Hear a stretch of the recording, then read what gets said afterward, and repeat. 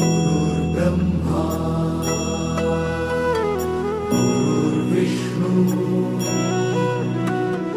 गुरुर्देवो महेश्वरा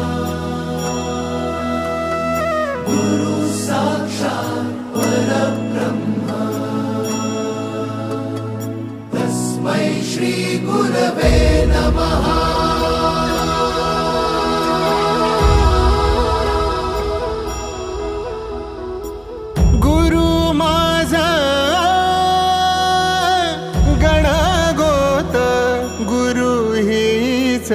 माऊली